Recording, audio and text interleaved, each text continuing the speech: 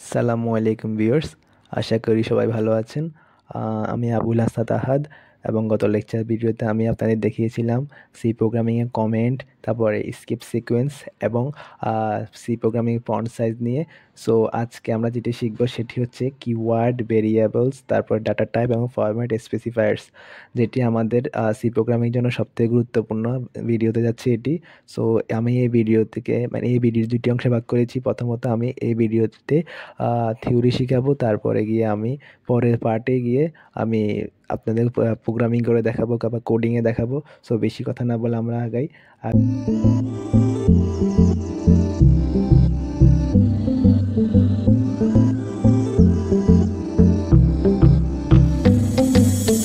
এখানে লেখা আছে কি, প্রথমে steps in learning English language, অর্থাৎ ইংলিশ ল্যাঙ্গুয়েজের জন্য আমাদের কি কি লাগে। আমরা ইংলিশ ল্যাঙ্গুয়েজ মোটামুটি সবাই পারি। আমরা প্রথমত অ্যালফাবেট শিখি, তারপরে ওয়ার্ড, তারপরে সেন্টেন্স, তারপরে প্যারাগ্রাফ। এভাবে একটা সিকোয়েন্স মেনটেন করে আমরা ইংলিশ ল্যাঙ্গুয়েজ শিখি। সো একইভাবে আমরা সি প্রোগ্রামিং ক্ষেত্রে যদি আসি, আমরা প্রোগ্রামিং প্রোগ্রাম শেখার জন্য আমাদের প্রথমত অ্যালফাবেট, ডিজিটস এবং স্পেশাল সিম্বলস যেগুলো আছে সি প্রোগ্রামিং, সেগুলো শিখতে হবে। এরপরে আমাদের যে শিখতে হবে সেটি ভেরিয়েবল, কিওয়ার্ড এবং কনস্ট্যান্ট, যেটি আজকে আপনাদের আমি এই ভিডিওতে ধারণা দিব। সো এরপর ইনস্ট্রাকশন, এরপরে প্রোগ্রাম। সো আমাদের ভেরিয়েবল এবং কিওয়ার্ড সি প্রোগ্রামিংয়ের জন্য অবশ্যই প্রয়োজন। বেশি কথা না বলে আমি দেখি সামনে কি আছে। এরপর সি টোকেন। সি টোকেন হচ্ছে এমন একটি জিনিস যেটির আন্ডারে যে আমাদের যে মূল জিনিসগুলো আছে সি প্রোগ্রামিংয়ের, যে মূল জিনিসগুলো সেগুলো সি টোকেনের মধ্যে থাকে। সো আমরা যদি একটু দেখি সি টোকেনের মধ্যে কি কি আছে। প্রথমত কিওয়ার্ড, তারপরে identifiers, constant, string, special symbols এবং অপারেটরস। অর্থাৎ কিওয়ার্ডস সম্পর্কে আমি এখানে ধারণা দেব। তাও একটু বলে রাখি যে পাশে লেখা আছে আইএনটি, তারপর ডু, হোয়াইল, এগুলো একটা কিওয়ার্ড। তারপর আইডেন্টিফায়ার্স, মেইন, অ্যামাউন্ট, আমরা মেইন নিয়ে কাজ করেছি। আপনারা যদি গত লেকচার ভিডিওগুলো দেখেন তাহলে আপনারা বলতে পারবেন। কনস্ট্যান্ট -50, 3.1416, অর্থাৎ কনস্ট্যান্ট অর্থ ধ্রুবক, এবং এটি বিভিন্ন ধরনের সংখ্যা নিয়ে হয়, যেমন পাইয়ের মান হচ্ছে 3.1416, এটি কিন্তু কনস্ট্যান্ট। সো এগুলা। তারপর স্ট্রিং হচ্ছে ধরেন আমরা একটা অক্ষর বা আমরা যে ওয়ার্ড লিখবো সেটি হচ্ছে স্ট্রিং, বা ওয়ার্ডের মধ্যে এক একটা অক্ষর হচ্ছে স্ট্রিং। সো এরপর স্পেশাল সিম্বলস হচ্ছে first bracket, second bracket, third bracket, এগুলা। অপারেটরস তো হচ্ছে প্লাস, মাইনাস, যোগ বিয়োগ, এগুলো হচ্ছে আমাদের যে অপারেটর সেগুলা। সো এগুলা মিলে আমাদের সি টোকেনটা হয় বা সির জন্য প্রয়োজন, সেগুলা হচ্ছে এগুলাই। তো আমরা এরপরে শিখবো হচ্ছে কিওয়ার্ড। এখন আমরা দেখব কিওয়ার্ড, এটি গুরুত্বপূর্ণ আমাদের যে সি প্রোগ্রামিং জন্য, বারবার বলতেছি। সো প্রথমত আমরা দেখি কিওয়ার্ড কি। কিওয়ার্ডস আর প্রেডিফাইন্ড অর রিজার্ভ ওয়ার্ডস মানে সংরক্ষিত শব্দ, that have special meanings to the compiler, অর্থাৎ কম্পাইলারের জন্য কতগুলো যে সংরক্ষিত ওয়ার্ড থাকে সেগুলা আসলে কিওয়ার্ড। আমাদের যে কম্পাইল করার জন্য এই সংরক্ষিত ওয়ার্ডের মধ্যে আমাদের বেশি অনেক কিছু অর্থ, যে বলে সি প্রোগ্রামিংয়ে অনেক কিছু অর্থ এই কিওয়ার্ডে বহন করে থাকে। আর এই কিওয়ার্ডগুলো হচ্ছে একটি সংরক্ষিত শব্দ। There are total 32 keywords in C প্রোগ্রামিংয়ে 32টি কিওয়ার্ড থাকে। এইগুলো হচ্ছে সি কিওয়ার্ড। যেমন দেখেন auto, break, case, character, continue, do, default, const, double, else, enum, extern, for, if, goto, float, integer. আমরা এটা দেখেছি, ইন্টিজারের সংক্ষিপ্ত হচ্ছে আইএনটি, এটি আমরা কত লেকচার ভিডিওতে দেখেছিলাম।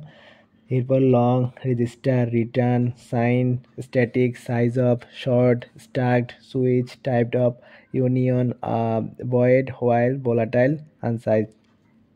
সো এগুলো সব হচ্ছে কিওয়ার্ড। এগুলোর ব্যবহার আপনারা ইনশাল্লাহ সামনে জানতে পারবেন। এরপরে আমরা দেখি কিওয়ার্ড ইন প্রোগ্রাম, অর্থাৎ প্রোগ্রামে কিওয়ার্ড। তো এখন দেখেন এখানে কিওয়ার্ড কোনগুলো।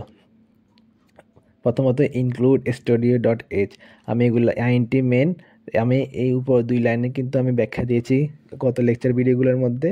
সো আমি আরেকটু আবার বলি যে ইনক্লুড হচ্ছে আর প্রথমে studio.h হচ্ছে একটি হেডার ফাইল যেখানে আমাদের লাইব্রেরি ফাংশনগুলো থাকে, যেমন প্রিন্ট ট্যাব, স্ক্যানএফ, সেগুলো আমরা লাইব্রেরি ফাংশনগুলো যেহেতু হেডার ফাইলে থাকে, হেডার ফাইল ইনক্লুড মানে আমাদের প্রোগ্রামে ইনক্লুড করার জন্য আমরা হ্যাশ ইনক্লুড দিব। সো এরপর আইএনটি মেন মানে মেন ফাংশন এটা।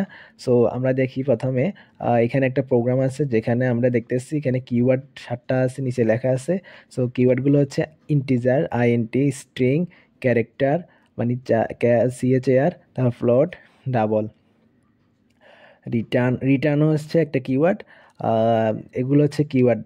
এখানে আমাদের যে ক্যারেক্টার নিয়েছি, ক্যারেক্টারের মধ্যে দেখেন AB, CHAR, ক্যার, এটা ইউজ হয় যখন আমরা ওয়ার্ড লিখবো বা অ্যালফাবেট লিখবো, সেগুলো এখানে ইউজ হয়। স্ট্রিং হচ্ছে আমাদের ওয়ার্ড বা কি বলে স্ট্রিং, যেমন AHAD, আমার নাম আহাদ যেহেতু AHAD এটি হচ্ছে একটা স্ট্রিং। সো সামনে ইনশাল্লাহ জানবেন। INT, ইন্টিজার, NI, এখানে N এর মধ্যে আমরা কিছু ভ্যালু রাখবো, I এর মধ্যে কিছু ভ্যালু রাখবো, সেজন্য আপাতত NI নিয়েছি। ইন্টিজার হচ্ছে নাম্বার বা রিয়েল নাম্বার। ফ্লট হচ্ছে যে ভগ্নাংশ মানে দশমিক সংখ্যাগুলো, ওগুলো হচ্ছে ফ্লট। তারপর ডাবল হচ্ছে দশমিকের পরে মোটামুটি পূর্ণঘর পর্যন্ত ডাবল, মানে দশমিকের পর যদি আমরা পূর্ণঘর পর্যন্ত নিতে পারি ডাবলের ক্ষেত্রে, আর ফ্লটের ক্ষেত্রে 6 গুণ পর্যন্ত নিতে পারি। সো এরপর আমরা দেখি some rules of keyword uses. So কিওয়ার্ডেরও কিছু নিয়ম আছে, যে keywords are never used as variable names. Variable নেমসটা কি, এটি আপনাদের ইনশাল্লাহ একটু পরে ধারণা হবে, এটি আপাতত থাক। সো এরপর দেখি each letters of the keyword is lower case. অর্থাৎ কিওয়ার্ড সবসময় কিন্তু ছোট হাতের হয়, বড় হাতের হয় না। বড় হাতের হলে সেটা ইরর আসে। কিওয়ার্ড সবসময় ছোট হাতের। আমি যদি আমার আগে স্লাইডগুলোতে দেখাই, দেখেন এখানে সবগুলা কিন্তু ছোট হাতে, একটাও কিন্তু বড় হাতের নেই। সো শুধু ভোলাটাইল এবং আনসাইজ এটিতে বড় হাতের। তবে এটা মানে ছোট হাতেরও হয়, বড় হাতেরও হয়, প্রবলেম নেই। তবে আমাদের যেটি লাগবে সেটি হচ্ছে INT, বেশিরভাগ ক্ষেত্রে লাগবে ইন্টিজার, ফ্লোট, ক্যারেক্টার, ডাবল, এগুলা। সো এগুলোর ক্ষেত্রে দেখেন আপনাদের যে এটা আছে সবগুলো কিন্তু ছোট হাতের। সো সেটাই বলছে যে কিওয়ার্ড ছোট হাতের হয়, ছোট হাতের বড় হাতের মানে আপার কেস হয় না। সো এরপরে এখানে একটু যদি দেখি ইন্টিজার, মানে স্ট্রিং, INT, ফ্লোট, ডাবল, এগুলো রিটার্ন সব কিন্তু আমার এই 32টা কিওয়ার্ডের মধ্যে আছে।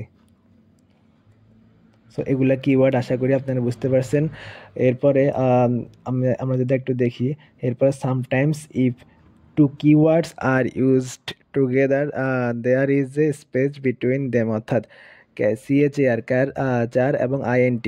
সো এই দুইটা কিন্তু একসাথে হলে কিন্তু হবে না, ইনভ্যালিড হবে, কারণ এটি দুটোটা হচ্ছে কি আমাদের কিওয়ার্ড। সো এখানে বলা হয়েছে যে দুইটা কিওয়ার্ডের মাঝে কিন্তু একটা ফাঁকা স্থান থাকতেই হবে, আর দুটোটা কিন্তু একসাথে হবে না, সেটি বলছে। সো কিওয়ার্ড, এরপর আছে keyword names are a single word, no space between them. অর্থাৎ আমরা যখন এখানে দেখেন ফ্লট, FLOAT, ফ্লট, এটা যদি আমরা একসাথে লিখি সেটি হচ্ছে ভ্যালিড, এবং আমরা যদি ফাঁকা স্থান দিয়ে লিখি একটা স্পেস মানে স্পেস দিয়ে যদি লিখি তাহলে সেটি হবে ইনভ্যালিড। আপনারা আরেকবার দেখাই, এখানে দেখেন সবগুলা কিন্তু মানে ফাঁকা স্থান নেই, সবগুলো কিন্তু মানে একসাথে লেখা। সো এটি বলা হয়েছে যে এখানে কোনো ফাঁকা স্থান থাকবে না। সো আমরা যে কিওয়ার্ডের রুলের মধ্যে দেখেছি ভেরিয়েবলের নাম হবে না, দ্বিতীয়ত ছোট হাতের হবে, তৃতীয়ত হচ্ছে মানে দুইটা ভেরিয়েবল কিন্তু একসাথে হবে না। যদি দুইটা ভেরিয়েবল একসাথে থাকে তবে মাঝখানে একটা স্পেস দিতে হবে। চতুর্থ, আমরা যে কিওয়ার্ড নিব ওই কিওয়ার্ডের মধ্যে কিন্তু যে ফাঁকা স্থান থাকবে না।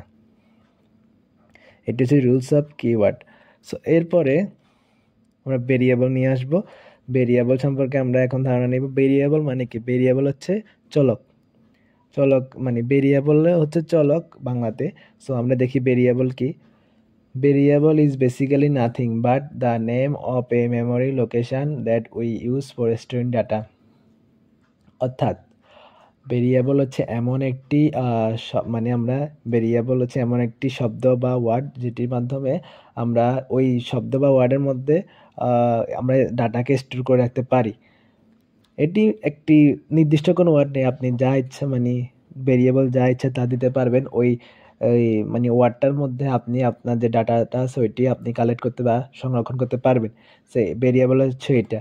তো এখন আমরা যদি এখানে একটু দেখি, include studio dot h INT main, এরপরে দেখেন INT a equal to 10, INT b equal to 20, INT c equal to a plus b. তারপর প্রিন্ট ট্যাব আমরা সি করে মানে সি দিয়েছি। সো এখানে কত আসবে? ডেফিনেটলি 30 আসবে। এখানে 30। সো যেহেতু 30 আসবে, এখানে আমরা আমরা আউটপুটের দিকে যাব না, আমরা দেখব ভেরিয়েবল কোনটা। এখানে যে এটা আছে, এ বি সি, এই তিনটা হচ্ছে ভেরিয়েবল। কারণ কি দেখেন, 10 একটি, 10 একটি ডাটা, 20 একটি ডাটা। তারপরে এই দুইটা, এই 10কে এই দুইটা যোগ করে আমরা আবার সির মধ্যে রেখেছি, এটি একটি ডাটা, এ প্লাস বি একটি ডাটা। সো 10 এটা কিন্তু আমরা এর মধ্যে আমরা কি করেছি, এটা সংরক্ষণ করেছি বা এটার ডেটাটা আমরা এর মধ্যে রেখেছি। একইভাবে বি 20টা আমরা বি এর মধ্যে রেখেছি। আবার এ প্লাস বি মানে 10 প্লাস 20 30 যেটি, সেটি আবার আমরা সির মধ্যে রেখেছি এবং সিটা আমরা প্রিন্ট করে দিয়েছি। সো এখানে এ বি সি হচ্ছে ভেরিয়েবল। আমরা ভেরিয়েবলের সংজ্ঞাতে কি বলছি, যে এমন একটি ওয়ার্ড বা শব্দ, প্রোগ্রামের মধ্যে এমন একটি ওয়ার্ড বা শব্দ ইউজ হবে যেটিতে আমরা ডাটা স্টোর করে রাখবো। সো সেগুলো হচ্ছে ভেরিয়েবল। এখানে 10, আবার বলতেছি 10টা স্টোর করছে এতে, তারপর 20টা স্টোর করছে বিতে, এবং সির মধ্যে স্টোর করা আছে এ প্লাস বি। সো আশা করি বুঝতে পারছেন ভেরিয়েবল কি। এবং এরপরে আমরা দেখি ভেরিয়েবল ডিক্লারেশন সিনট্যাক্স। এটা হচ্ছে আমরা ভেরিয়েবলের বা সিনট্যাক্সটাতে সেটি জানবো এখন। প্রথমত দেখেন ডাটা টাইপ, তারপর variable name value, data type variable name value. এখন আমি যদি একটু ব্যাকে যাই, ডাটা টাইপ ভেরিয়েবল ভ্যালু। এখন আমি যদি integer INT a equal to 10-এ আসি, এখানে দেখেন আইএনটি হচ্ছে একটি ডাটা টাইপ, তারপর এ হচ্ছে ভেরিয়েবল নেম, এরপরে 10 হচ্ছে ভ্যালু। এটি হচ্ছে সিনট্যাক্স, এটি হচ্ছে ভেরিয়েবল ডিক্লারেশনের সিনট্যাক্স। আইএনটি ডাটা টাইপ মানে ডাটা টাইপ ভেরিয়েবল, তারপর ইকুয়াল টু ভ্যালু, এটি হচ্ছে সিনট্যাক্স। সো আশা করি বুঝতে পারছেন। এরপরে আসেন আমাদের যে কতগুলো টাইপস আছে সেগুলো নিয়ে আমরা আলোচনা করব। প্রথমে সিএচএআর চার, এর সাইজ হচ্ছে 8 এবং বিটে হচ্ছে 8 এবং বাইটে হচ্ছে 1। আমি বলি যে 1 বাইট সমান 8 বিট, মনে রাখবেন 1 বাইট সমান 8 বিট। সো 2 বাইট সমান 16 বিট, 4 বাইট সমান 32 বিট, 10 বাইট সমান 80 বিট। সো এগুলো মনে রাখবেন। সো ক্যারেক্টার হচ্ছে 8 বিটস এবং 1 বাইটস, রেঞ্জ হচ্ছে -128 টু 127। এগুলো সব কিন্তু আপনাদের ইউনিভার্সিটিতে করাবে প্রথম সেমিস্টারে আশা করি। কারণ আশা করি না, এটা প্রথম সেমিস্টারে কিন্তু সি বেশিরভাগ করায়, সবখানে না বেশিরভাগ ক্ষেত্রে করায়। সো এরপরে আসেন ইন্টিজার। ইন্টিজার হচ্ছে বাইট, 2 বাইট নেয় এবং 16 বিট নেয়। সো এখানে রেঞ্জ আছে। এরপরে আছে ধরেন লং ইন্টিজার 32, তারপর সাইজ 4, এরকম এরকম আপনারা দেখে নেবেন। ফ্লট হচ্ছে 32 বিটস এবং 4 বাইটস। রেঞ্জও আছে ডাবল 64, 8। ডাবল হচ্ছে ফ্ল্যাটের সরি, ডাবল হচ্ছে ফ্ল্যাটের কিন্তু ডাবল, সেজন্য এটা ডাবল রাখা হয়েছে। সবসময় মনে রাখবেন ফ্ল্যাট যেটা আছে সেটি হচ্ছে দশমিকের পরে 6 ঘর পর্যন্ত নিতে পারে এবং ডাবল হচ্ছে 15 ঘর পর্যন্ত নিতে পারে। এরপরে আছে লং ডাবল, এটি 10 বিট করে নেয়, 10 বাইট করে নেয় এবং বিটে কনভার্ট করলে 80টি বিট নেয়। সো রেঞ্জগুলো এখানে লেখা আছে। এগুলো অনেক সময় লাগে, বেশিরভাগ সময় লাগে না, আপনাদের লাগালে লাগাবেন। সো এরপরে আমরা আসি, এখন আমরা শিখবো ডাটা টাইপটা কি। এতক্ষণ ডাটা টাইপ নিয়ে কথা বলছি, ডাটা টাইপ কি। সো এই data type is an attribute associated with a piece of data that tells a computer system how to interpret its value. বলা হয়েছে কি, ডাটা টাইপ হচ্ছে এমন একটি মানে ডাটার অংশ যেটিকে আমরা কম্পিউটারের যে সিস্টেম আছে বা কম্পাইলার বা প্রোগ্রামে আমরা ধরেন একটি ডাটা টাইপ হচ্ছে আমাদের যে ভ্যালু আছে, ভ্যালু রাখার জন্য আমরা যে ভেরিয়েবলটা নিই, ওই ভেরিয়েবল কী ধরনের সেটি বোঝার জন্য আমরা ডাটা টাইপ ইউজ করে থাকি। অর্থাৎ যেমন আমরা যে একটা নাম্বার নিয়েছি, নাম্বারটা আসলে কি ইন্টিজার হলে সেটি আমরা নাম্বার, তারপর ক্যারেক্টার হলে আমরা 4 মানে CHAR 4।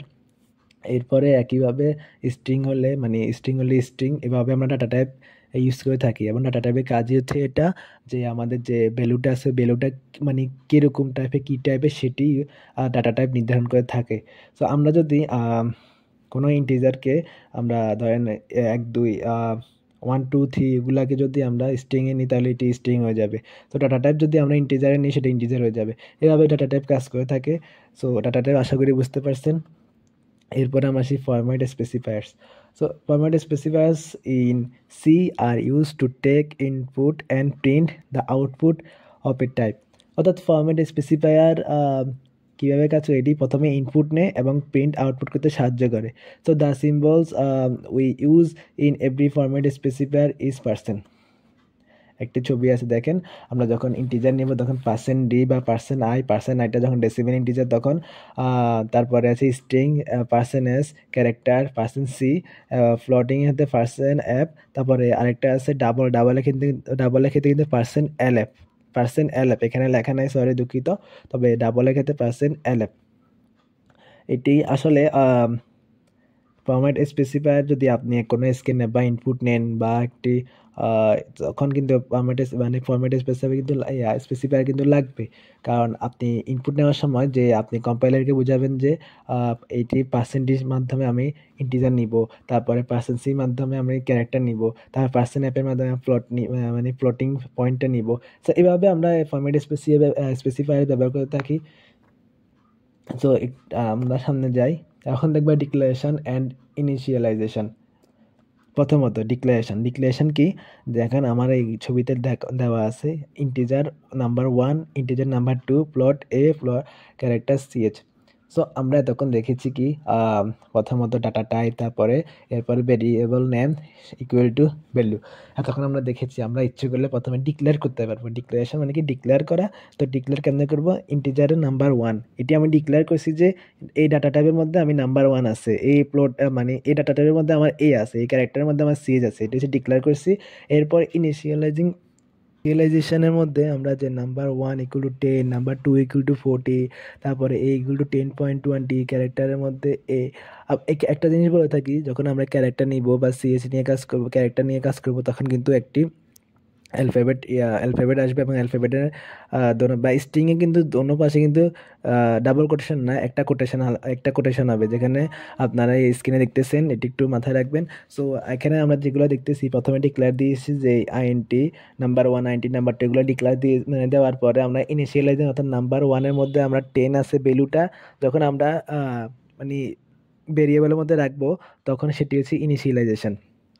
আরেকভাবে আমরা একটু দেখি, এখানে দেখেন সরি একই ছবি এসেছে, দুঃখিত। কিন্তু আমি এখানে একটু এক্সপ্লেন করি। এখানে যেহেতু আইএনটি নাম্বার 1, আইএনটি নাম্বার 2, আমরা ইচ্ছা করলে আইএনটি একটার মধ্যে নাম্বার 1, নাম্বার 2 রাখতে পারবো। দেখেন, যদি আমরা এখানে ধরেন ফ্লোট দুইটা থাকে, ফ্লোট এ আবার নিচে দিয়ে ফ্লোট বি, সো আমরা কি করতে পারি, ফ্লোটের মধ্যে এ এবং বি একসাথে রাখতে পারি। সো এগুলো সমস্যা নেই, এগুলো প্রোগ্রাম করতে করতে আপনাদের বুঝবেন, হাত চলে আসবে। এখানে বুঝে নেন যে ডিক্লারেশন কি, ইনিশিয়ালাইজেশন কি। আবার বলে, ডিক্লারেশন হচ্ছে যে আপনার যে প্রথমত আপনার ডিক্লেয়ার করবেন আপনার ভেরিয়েবল কোনটা, কোন ডাটা টাইপের মধ্যে, এরপরে ইনিশিয়ালাইজেশনের মধ্যে আপনি ভেরিয়েবলের মধ্যে আপনার ভ্যালুটা পাস করবেন। এটা হচ্ছে ডিক্লারেশন এবং ইনিশিয়ালাইজেশন। এরপর রুলস অফ ভেরিয়েবল। তো ভেরিয়েবল রুলসগুলো আমরা দেখব। প্রথমত এ থেকে জেড মানে আপার কেস, এবং এ থেকে জেড লোয়ার কেস, এরপরে 0, 1 এবং 9 পর্যন্ত, তারপর আন্ডারস্কোর এবং $সাইন, এগুলো সব ভেরিয়েবলে ইউজ হবে। $সাইনটা কিন্তু ভেরিয়েবলে ইউজ হয়, আন্ডারস্কোরও ইউজ হয়, তারপরে বাকি যেগুলো আছে সেগুলো মানে ভেরিয়েবলে ইউজ হয়। এরপরে ডু নট